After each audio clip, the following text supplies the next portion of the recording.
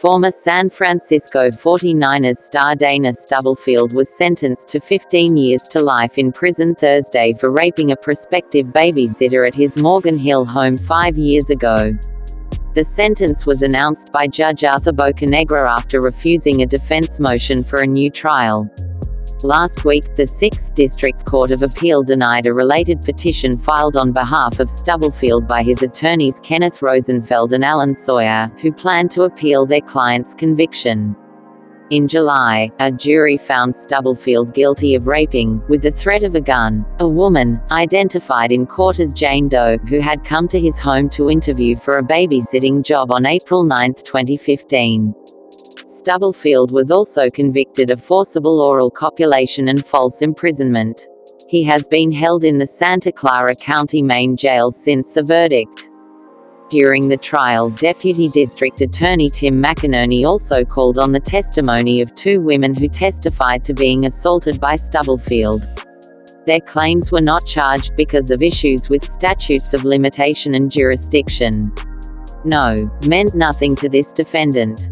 Based on his status, I think he was never held accountable for prior criminal behavior, McInerney said in a statement Thursday. Today, he was properly held accountable.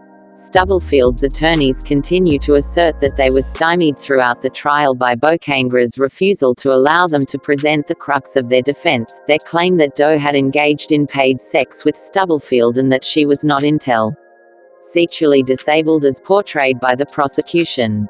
After the sentencing Thursday, Sawyer emphasized that the jury rejected 2 felony charges alleging that Stubblefield exploited a woman who was mentally incapable of providing consent to sex. During the trial, they also sought to show that Doe's proficiency with websites and social media stood in contradiction to the prosecution's claims of her intellectual disability. "We proved it, and the jury found that was not true," Sawyer said. That false narrative corrupted this trial from start to finish.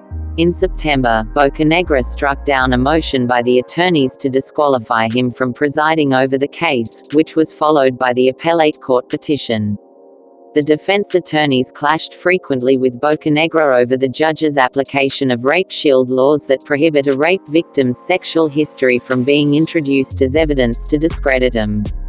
Sawyer also contends that Stubblefield's trial rights were compromised by coronavirus-related delays and courtroom measures, which he said created the damaging optics of a large black man wearing a mask and sitting in isolation while a jury heard testimony and evidence. "We're looking forward to putting it in front of an appellate court, and believe the jury would have come to a different conclusion if that evidence came in," Sawyer said. Doe testified, backed in part by text messages gathered by Morgan Hill police, that after she and Stubblefield finished an INI interview and she left his house, he texted her, saying he would like to pay her for having come up from Hollister. Doe had said that when she returned, he gave her $80, then locked the front door and carried her into a first-floor bedroom and assaulted her. Rosenfeld and Sawyer challenged Doe's honesty during her testimony, disputed the prosecution's timeline and argued that the reason she returned to the home was to collect money for a paid sexual encounter. Stubblefield, 49, began his 11-year lineman career in the NFL with the 49ers in 1993 as the league's Defensive Rookie of the Year, and later won the NFL Defensive Player of the Year honors in 1997 before leaving the team to play for Washington. He returned to the Bay Area to finish his career, playing with the 49ers in 2001 and the Raiders in 2003.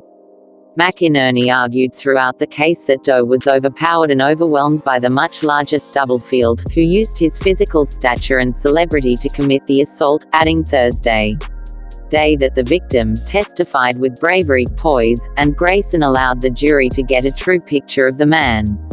If you liked this video, hit the subscribe button to get more new updates. Thanks.